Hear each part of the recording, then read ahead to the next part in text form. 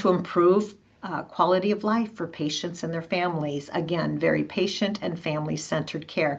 So very, very similar to palliative care, but the differences are in the life expectancy and whether we're seeking curative care or no curative care. The other addition is that hospice is delivered often in the home. It can be inpatient, it can be at a hospice house, and in nursing homes, where palliative care is often usually only available either inpatient or outpatient. There are becoming more community-based programs. Rarely do you see it offered in a home care setting, but that is starting to build. Hospice does include up 6 months to a year of bereavement care for the loved ones after that individual has passed.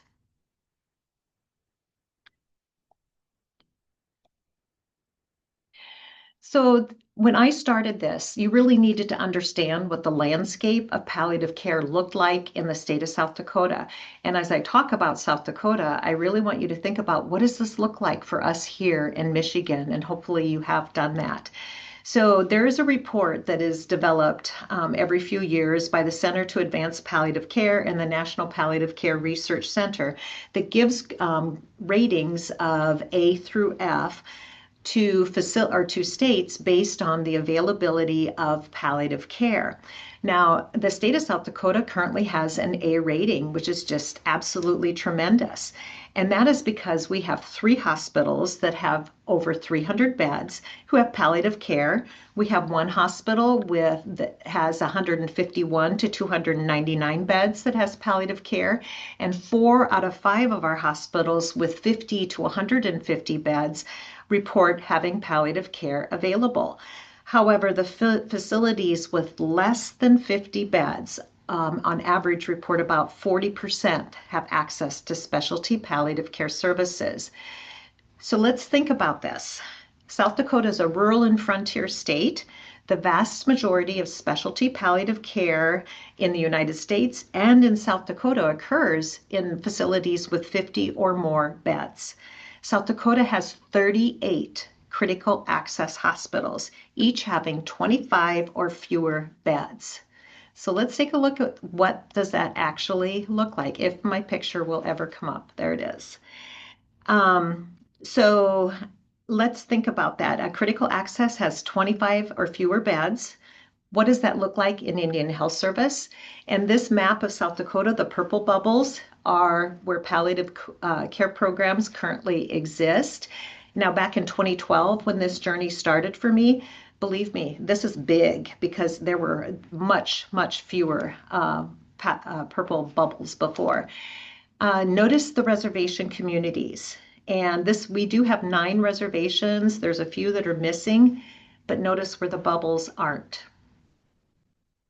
So something to think. And how many beds are in our IHS facilities? So when I started thinking about this, these were questions that I actually needed to understand. I knew them well because I was working on the eastern side of the state. So how do you choose palliative care or hospice? Is one better than the other?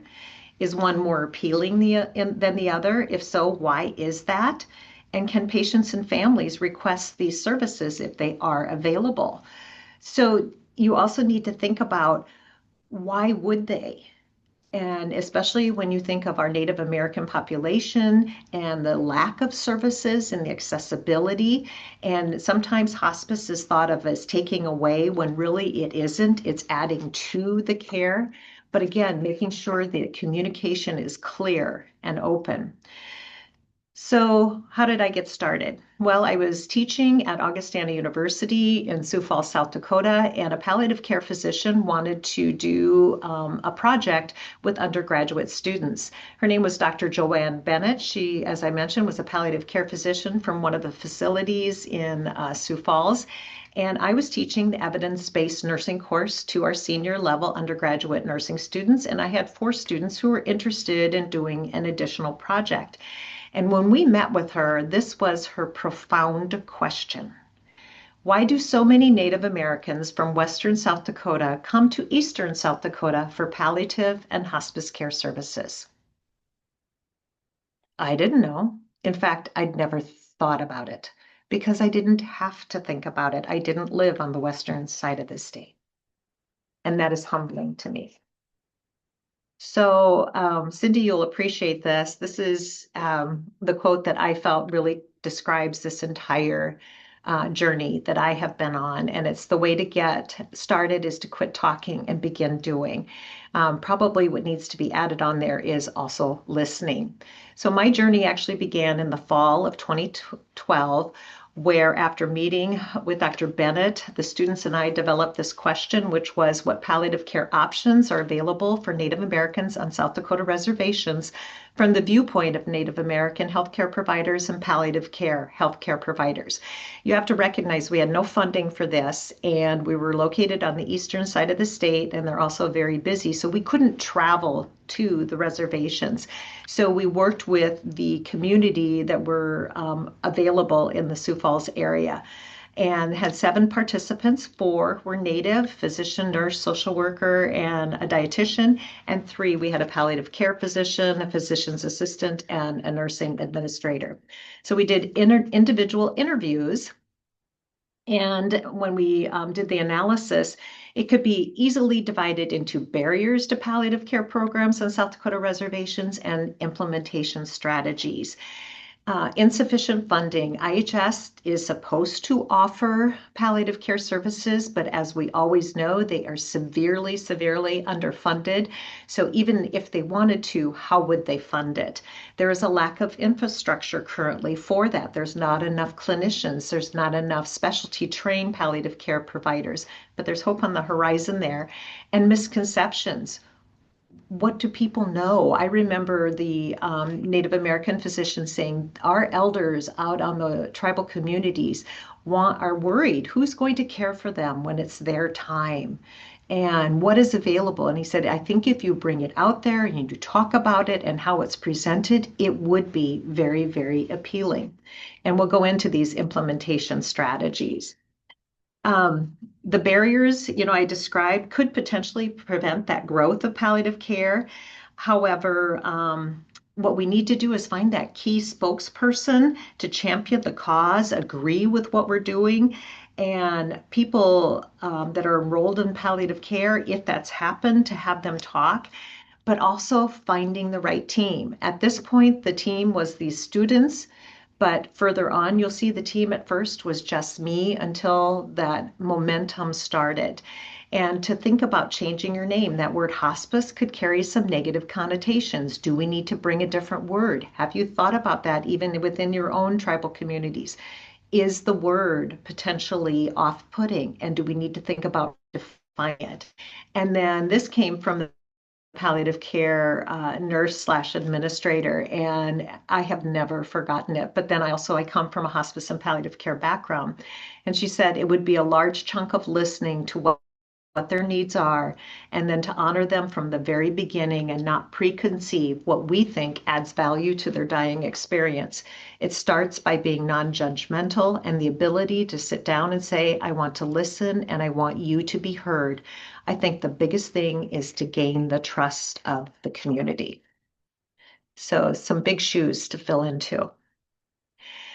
So from that, I transitioned to South Dakota State University and applied for a tiny little $2,500 seed grant and decided, okay, we need to figure out what is the understanding of palliative care. I had been working out on the Pine Ridge Reservation since 2008, but in different capacities, was in the school system, working with children. However, this was going to be my first journey out there to meet with the tribal health administrator who had gathered tribal health educators and elders to introduce the topic of hospice and palliative care. Believe me, I was very, very nervous that very first time because I had no idea what the reception would be like and how it would be perceived. When I met with the tribal health administrator, they were very interested. They had had a well-known tribal elder who wanted to die in his home. They had no hospice available. And so the community rallied around to provide that care for him. And she said, we need to do better.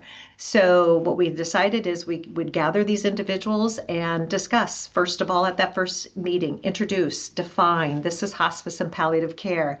Is this something that would be appealing? Would it fit within the tribal life ways? So over a period of 5 months, I conducted 5 talking circles, which I'll talk to you about later.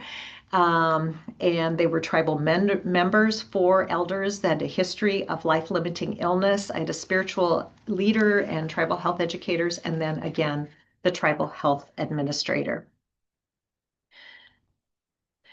So what we did after I introduced the topic, overwhelmingly, these individuals were very interested. Why don't we have this was essentially what was the concern. And they said, how can we develop palliative care? And I thought, wow, this is really exciting. And what we did is that we looked at the National Consensus Project's clinical practice guidelines, and the domains are there on the left-hand side.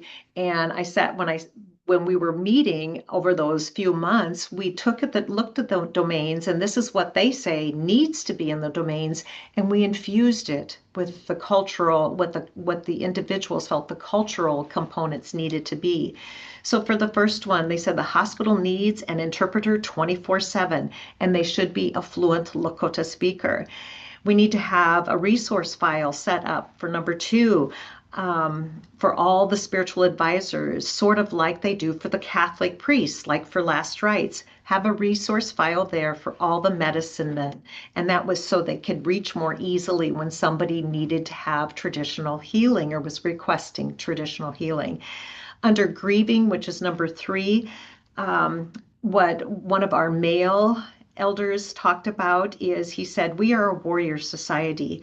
The warrior won't say nothing because of the humbleness of the mindset. If they do talk, it'll be more likely to be to a man.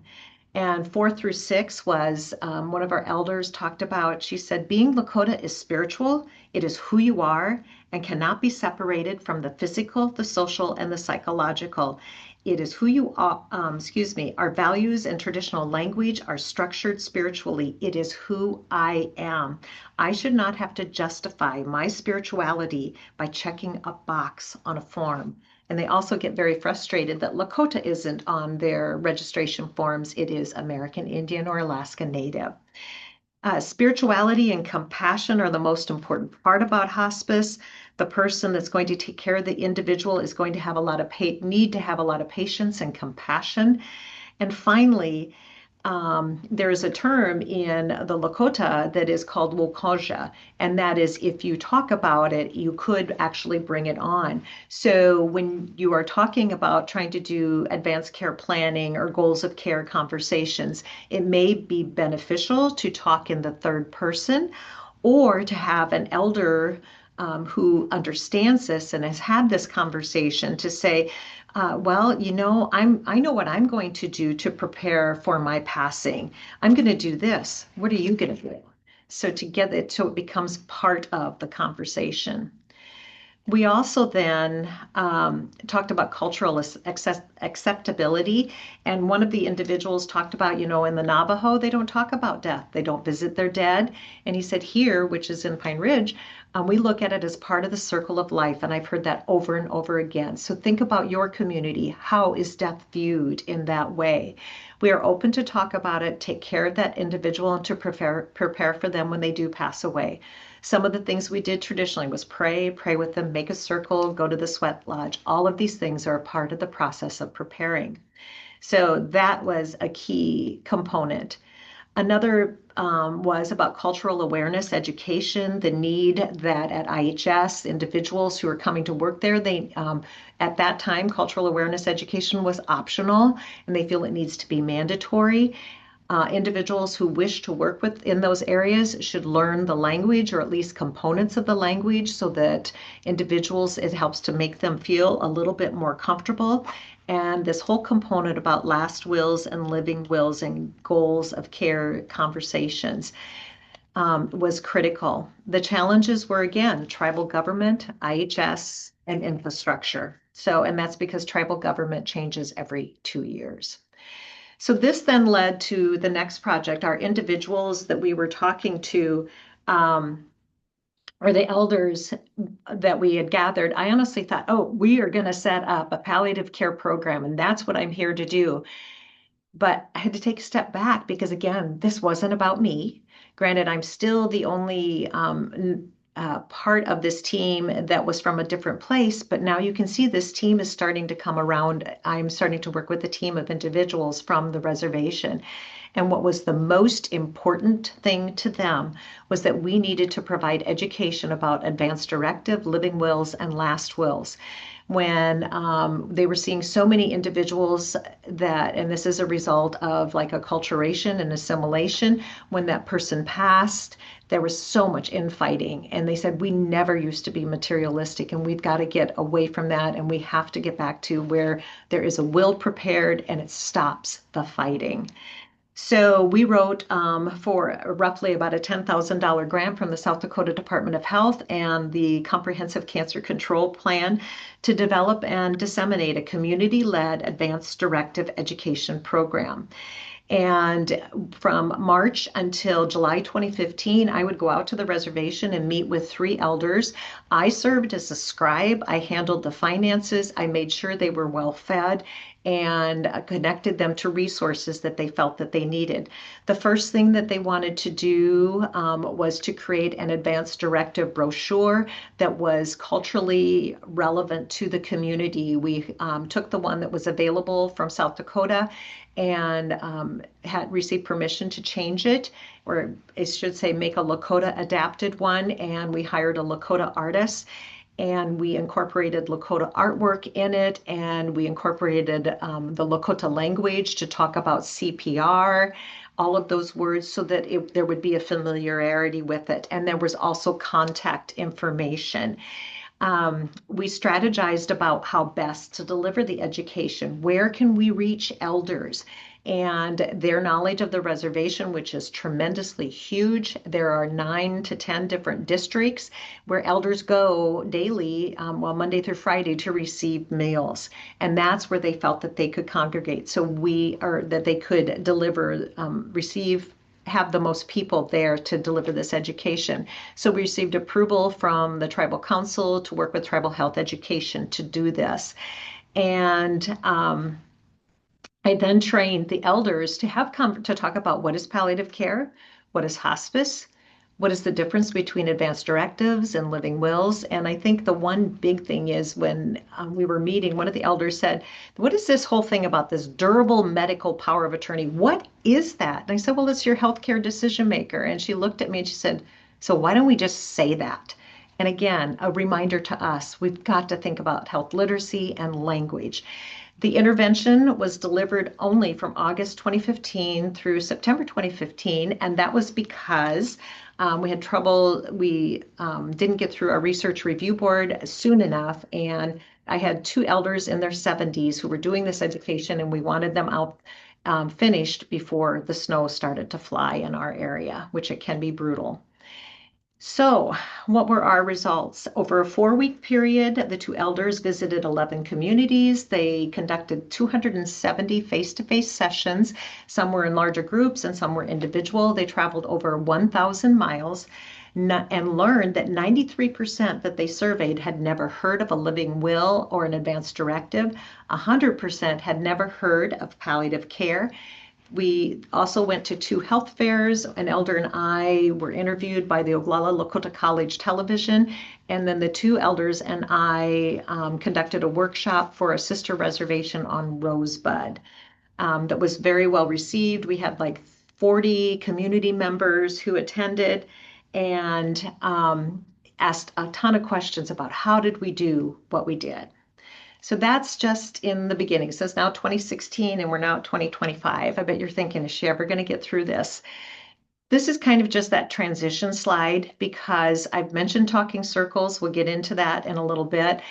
But the goal of, or the role of a community advisory board, I didn't have one established at this point, or at least we didn't call them a community advisory board, but those elders that were talking to me, telling me what we needed to do, they were in essence an informal community advisory board. And I know that that is something that your team is talking about setting up. So What is that? Well, how did we recruit? Well, for the upcoming RO1 that I will be talking about, we actually use Facebook in our communities. Facebook is one of the best ways to get a message out or to connect with people, either through the Great Plains Tribal Leaders Health Board, the Tribal Health Administrators sites, or even the tribe site. When we gather them together, we usually try to bring everybody together into Rapid City. We pay for their travel. If they stay overnight, we pay for that and we feed them. And we also pay them a stipend. And the way that we maintain membership, which has been very, very consistent, is we try to gather every quarter. And every time they meet, they also receive a $75 stipend, at least at this time they did.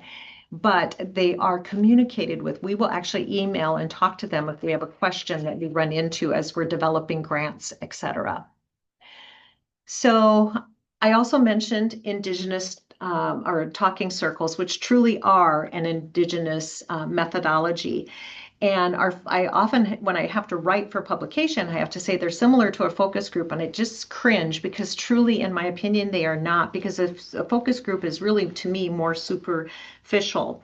For a talking circle, it really provides a safe environment for open discussion.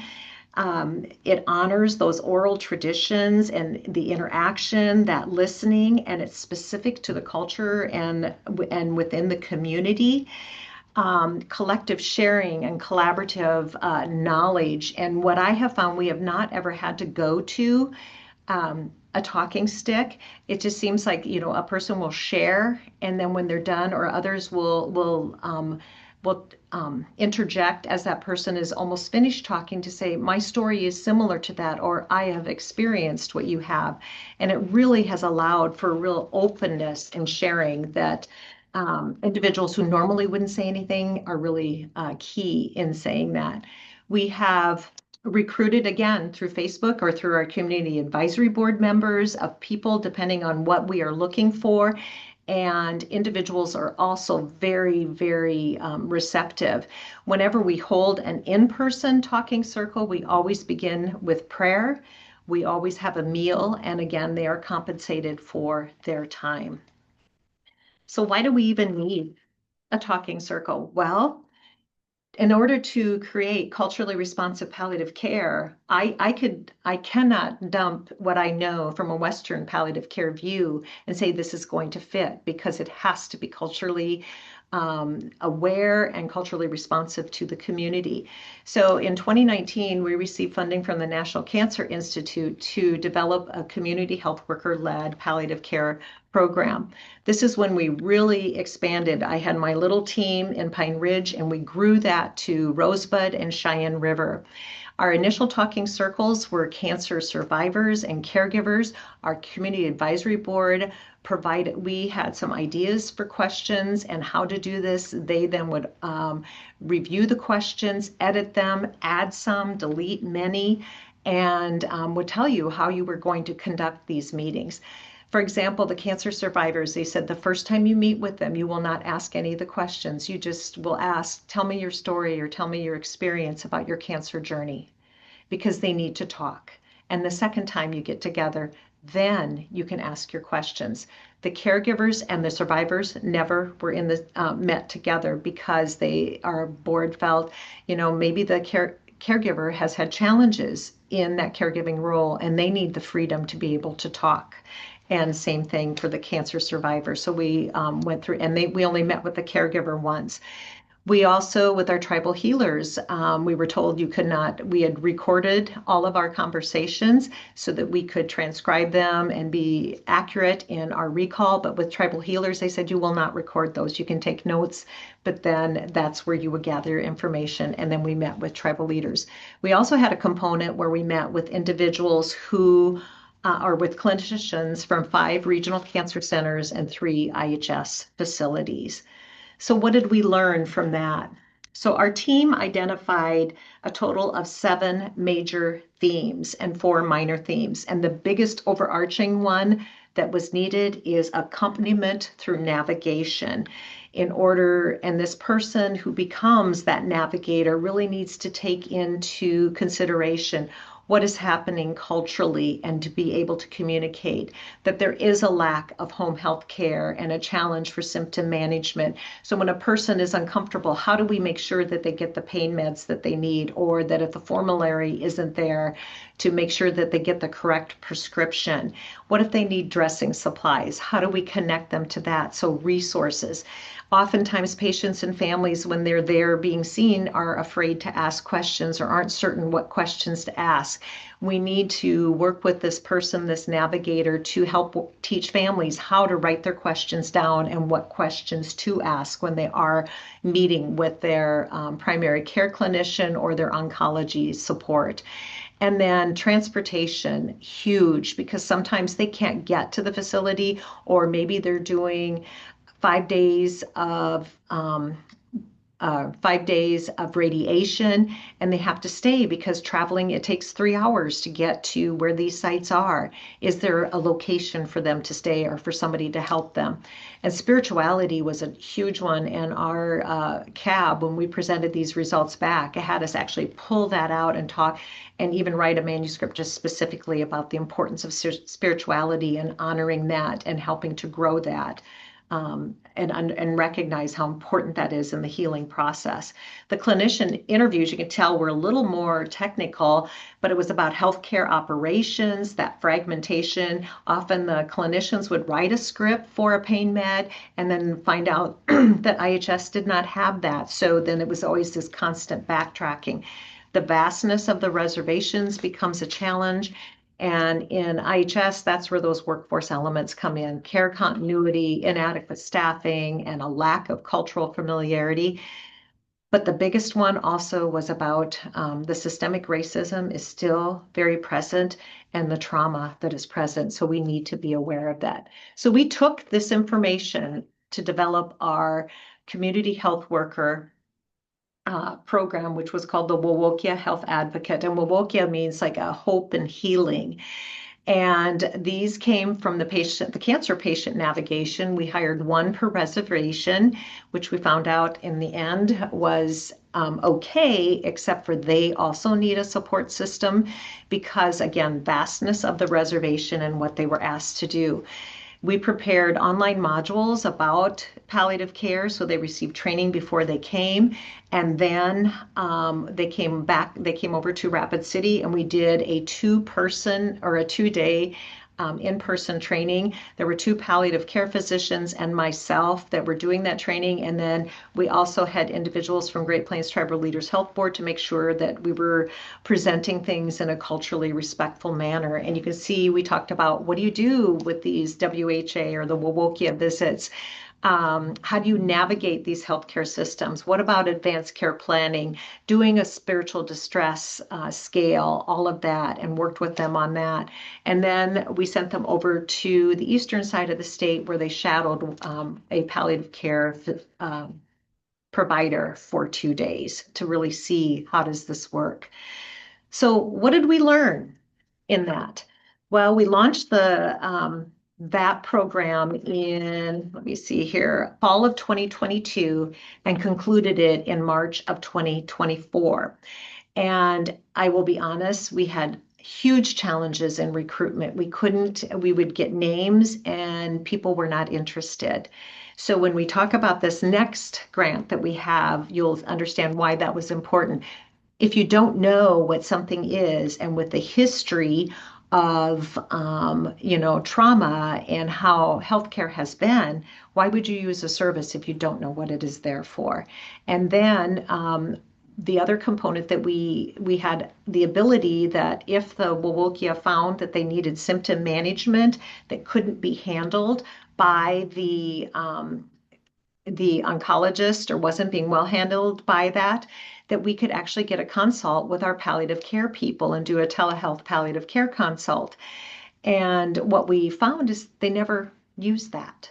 But what our Wowokias were being asked for is, I don't have food to feed my family. I don't have gas to get to my next appointment. I don't have, one of our ladies was in the middle of receiving her chemotherapy. It was July, it was hot, and she needed a window air conditioner. How do I get a window air conditioner? Health-related social needs were huge. And our Wovokias were hard pressed to figure out, even though we had developed this resource manual, that was a component. And they didn't have support. They were being supervised by somebody in Rapid City who was not a member of the tribe and did not live there, so didn't know about the resources. So they were off on their own a lot. So found that that was hard as well. Another key thing that we learned is, again, I had been a hospice nurse for many years and had experienced many passings of individuals. And for me, if that person had passed and was comfortable, their wishes were honored, I felt that I had done what I should do, not recognizing that within the Lakota tradition, every time you have that passing of somebody, you carry that with them, or they carry that with them. So we offered and had a ceremony for them to help, a healing ceremony, and we'll recognize that we need to offer that from now on because, again, needed to understand different life ways. So we did receive a grant that was an R21. It's a smaller grant to develop a message that is culturally responsive for these 3 tribal communities. Again, we used the same methodology. We had this wonderful cab to help us, and we used a model called the Narrative as Culture-Centric Health Promotion Model to develop this palliative care message. And the message would need to have engaging characters. It needed to be embedded in the culture. And how do we change and enhance palliative care knowledge and their intent to possibly use palliative care and to see if they're engaged? And so we developed questions based on that, and our community advisory board provided feedback on how to ask those questions. The talking circles that we conducted were with on the 3 tribal communities, and individuals to participate needed to have cared for somebody with serious illness, had a serious illness themselves, or knew someone with serious illness, because the key to growing palliative care or understanding is everybody needs to understand it. So we needed all perspectives. But for this, again, wasn't just advanced cancer, was serious illness, so we could get multiple perspectives. And the questions we asked is, how have relatives or you in your community experienced the journey of serious illness? What kind of support do or did they have? And what's the best way to share this?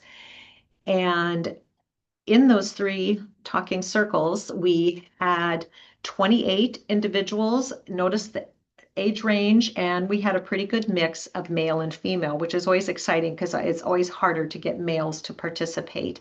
So, so when you think about when we develop this, we need to have a variety of ages, and we need to have young, middle-aged, and they need to be family members, community members. So this is what we heard. The isolation, our message needs to talk about how isolating serious illness can be. Many of our participants described how family and friends quit visiting once they were diagnosed. The importance of privacy was tremendous, and this was noted. We're such private people. People don't know we're struggling, and we don't want people to know we're struggling, and they get tired of getting their hands slapped for asking for things when they should already be there and available. And that was an individual talking about trying to care for her dad and how exhausting it was, but she loved him so much. But you can hear the acculturation and the assimilation in that story.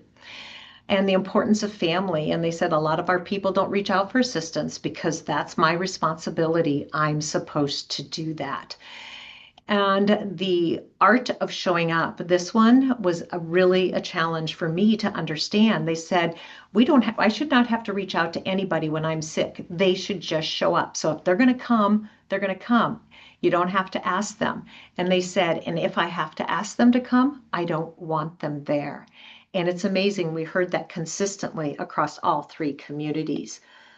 Excuse me. And then finally, palliative care has to be defined and linked to assistance. So palliative care can take a load off our people's shoulders. Our caregivers, a lot of times, they're forgotten. For cultural embeddedness, we need to ensure that we have things that are recognizable in this video. You can see the star quilt, prayer flags, and a location that is Mato Pahaha, which is Bear Butte, where many vision quests and prayers are occurring. So let's see.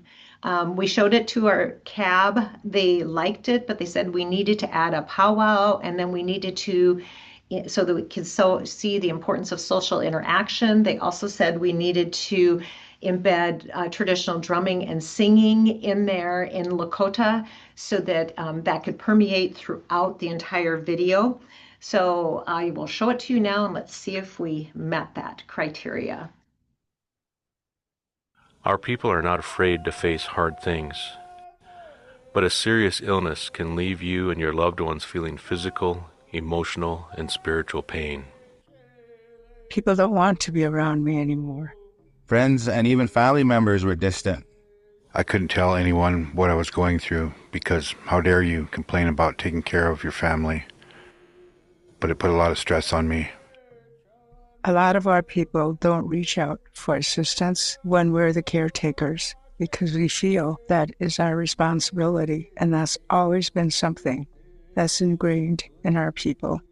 You take care of your family and you do what you have to do. You don't ask for help because that is my mother. That is my child.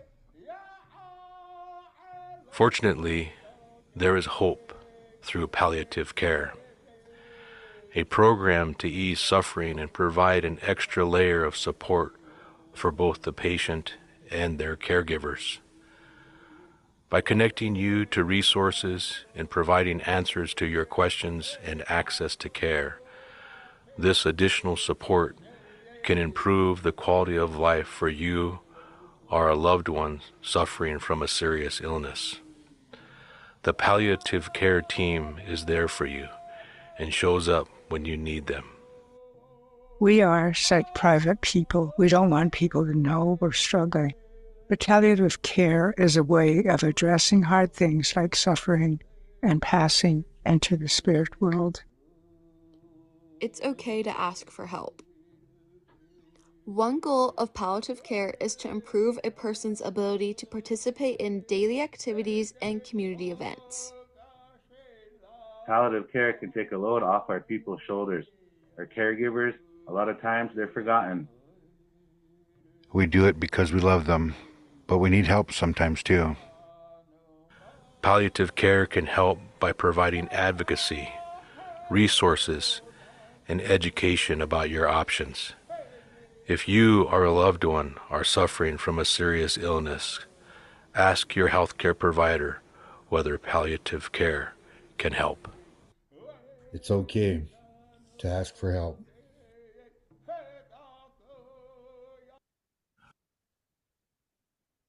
So hopefully you could hear throughout the different voices, the scenes, the components, the cultural embeddedness. And so we did do a clinical trial on this, and I'm going to quick breeze through these. We wanted to understand, did we increase their knowledge of palliative care? And then is there a potential that they're likely to engage if we were to offer this? And this was just a simple test that we offered on Facebook where they connected into a link and then watched a video message. But the key piece to understand when they did this, though, is that we had 3 conditions and they were randomized into those conditions. One condition was no message, so people would just take those surveys. There was a general message from the National Hospice and Palliative Care Organization that was roughly 2 minutes long that talked about palliative care and how does that actually would that give the same results or not? And then this culture-centric message. We also had a lot of what was called neutral response bias. We had a Likert scale that had agree, neutral, and disagree. And so thinking about this when you ask questions and how you phrase them, we had many that were neutral. They didn't, say yes or no. And when looking at and understanding the culture and the, history of racial microaggressions, we decided to move the neutral responses to a disagree to feel like the responses were more accurate. So again, thinking about how you question. We had 320 people participate, the 3 different reservations. You can see they were pretty well dispersed, and the numbers across the different messages were also very equal. But this was our surprising results. The general message and the culture-centric message both equally increased knowledge, and it was statistically significant. So that was tremendous, and that was on both the different scales.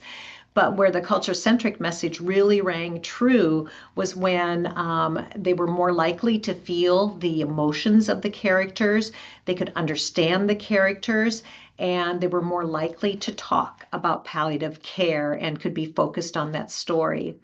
What's next is we have just submitted an R01 in June to revise that community health worker program, where we will really focus and center on addressing health-related social needs and developing an infrastructure for that community health worker, where they have a liaison that is from the community and understands the community.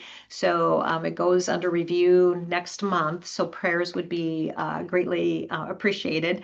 And we're also working on an R01 submission for November to disseminate and implement this culture-centric message to see if will they engage with palliative care services. So in closing, community partnerships are critical. Listening, patience, prayer, and understanding, and cultural training. Know your population, be open. Don't hesitate to ask if you need more education. So Pelamia, and thank you.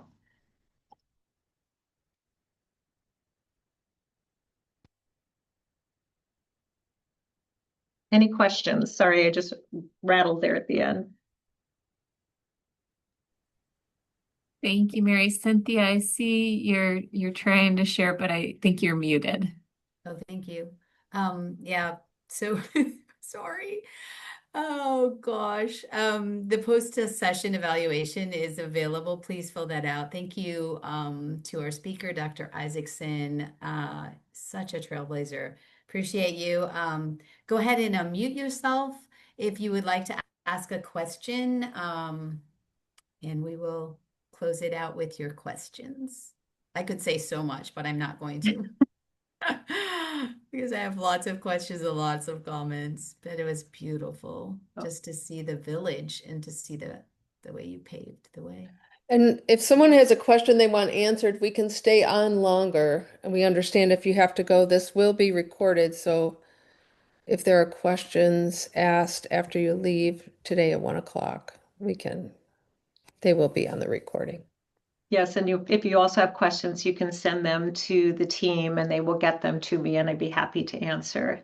So, but hopefully there were some good takeaways for individuals as you think, mine was from a Lakota perspective, but there are many similarities and how do you engage and how do you best work with individuals, which has been huge.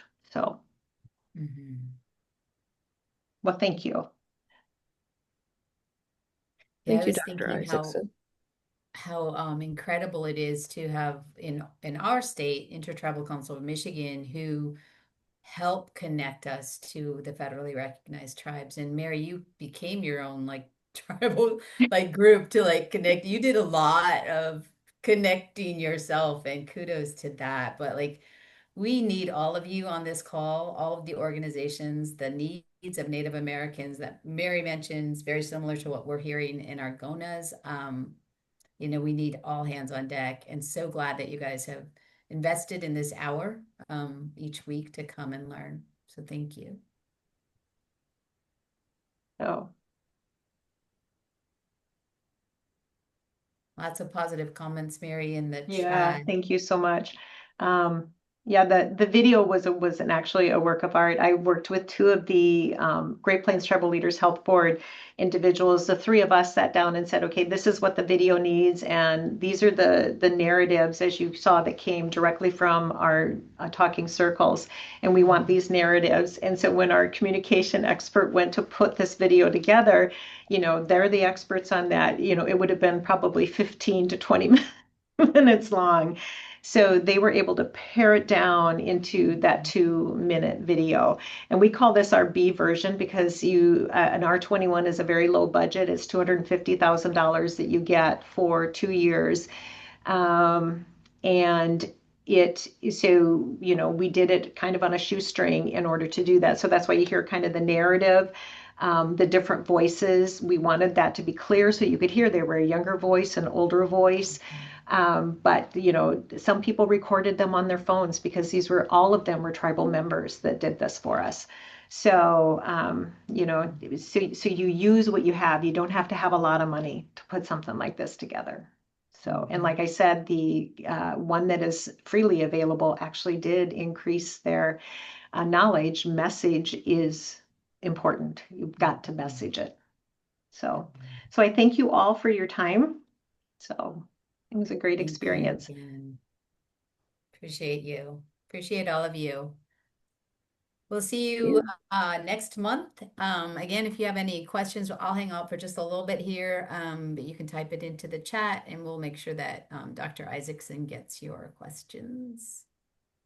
The recordings are great day. posted at the Intertribal Council of Michigan website as part of the Growing Garden. And just a heads up on last month, we did have a glitch in recording, so we will be uploading just the audio only along with slides. So that will be forthcoming as well.